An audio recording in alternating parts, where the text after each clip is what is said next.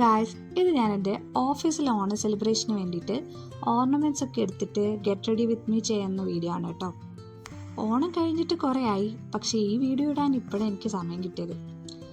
ഞാൻ ആദ്യം തന്നെ ബ്ലൗസും കാര്യങ്ങളൊക്കെ സെറ്റ് ചെയ്ത് വെച്ചിട്ടുണ്ടായിരുന്നു. അപ്പം എനിക്ക് നീല ബ്ലൗസ് ആയതുകൊണ്ട് തന്നെ നീല ബാംഗിൾസാണ് നോക്കിയത്. ഓൾറെഡി ഇതൊക്കെ അറേഞ്ച് ആയിട്ട് ഇരിക്കുന്നത് കൊണ്ട് തന്നെ എനിക്ക് എളുപ്പമുണ്ടായിരുന്നു. സാധനങ്ങൾ എടുത്ത് പാക്ക് ചെയ്ത് വെച്ചാൽ മാത്രം മതിയായിരുന്നു. പിന്നെ വാച്ചും അത് ഞാൻ സ്ഥിരം ഇടാറുള്ള അതിൻ്റെ ചെയിൻ ഒന്ന് മാറ്റിയെന്നേ ഉള്ളൂ, ഗോൾഡിലേക്ക് മാറ്റി. മാല ഞാൻ ഇൻവിസിബിൾ ചെയിൻ ഓർഡർ ചെയ്തിരുന്നു.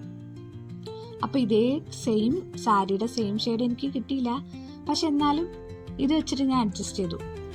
കമ്മലായിട്ട് എനിക്ക് ടെറാക്കോട്ട കമ്മലാണ് ഞാൻ ഇട്ടിരുന്നത്. അപ്പോൾ അതിൻ്റെ കൂടെ മാച്ച് ചെയ്യാൻ വേണ്ടിയിട്ട് ഇൻവിസിബിൾ ചെയിൻ വേണം.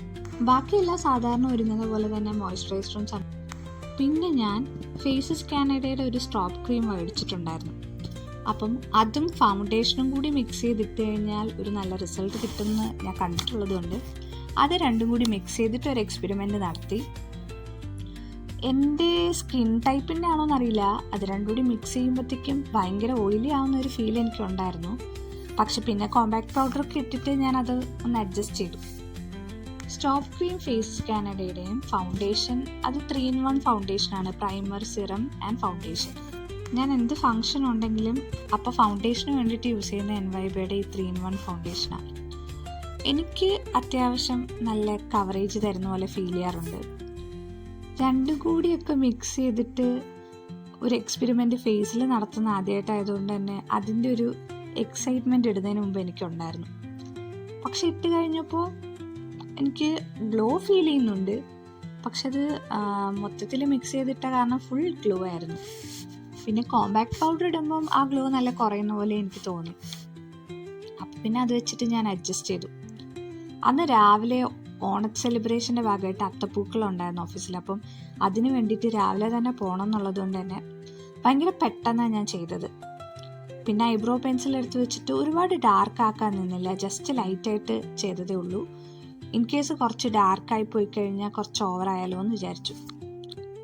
പിന്നെ ഈ കമ്മൽ, ഇത് ടെറാക്കോട്ട കമ്മലാട്ടോ. ഇതെനിക്ക് പരിചയമുള്ളൊരു ചേച്ചി എനിക്ക് ഉണ്ടാക്കി തന്നതാ. സോ ഈ കമ്മലിന് വേണ്ടിയിട്ട് പെയർ ചെയ്യാൻ വേണ്ടിയിട്ടാണ് ഞാൻ ഇൻവിസിബിൾ ചെയിനിലെ മാല മേടിച്ചത്. കാരണം ഇതിന് ഇതേ മോഡലിൽ ഒരു മാല മേടിച്ചു. പിന്നെ ഞാൻ കോമ്പാക്ട് പൗഡർ ഇട്ടിട്ട് എല്ലാം സെറ്റ് ചെയ്യായിരുന്നു. സെറ്റിംഗ് സ്പ്രേ എടുക്കാൻ ഞാൻ മറന്നുപോയി, അതുകൊണ്ട് അതില്ലാണ്ട് അഡ്ജസ്റ്റ് ചെയ്തു. പിന്നെ as usual lip balm, lipstick ഇതൊക്കെ ഇട്ട്. പിന്നെ എല്ലാം വളരെ പെട്ടെന്നായിരുന്നു, കാരണം ഏകദേശം അവിടെ എത്തേണ്ട സമയം കഴിഞ്ഞിരുന്നു, കോമ്പറ്റീഷനായിരുന്നു. അപ്പം എത്രയും പെട്ടെന്ന് ചെയ്യാമെന്നുള്ള ഒരു പ്ലാനിലായിരുന്നു.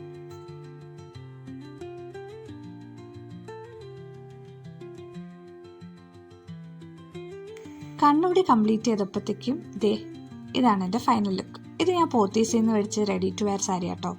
സാരി ഉടുക്കാൻ സമയമില്ലാത്തതുകൊണ്ട് ഇത് ഭയങ്കര യൂസ്ഫുള്ളായി. അങ്ങനെ ഈ വർഷത്തെ ഓഫീസിൽ ഓണം സെലിബ്രേഷൻ കഴിഞ്ഞു. Thank you for watching.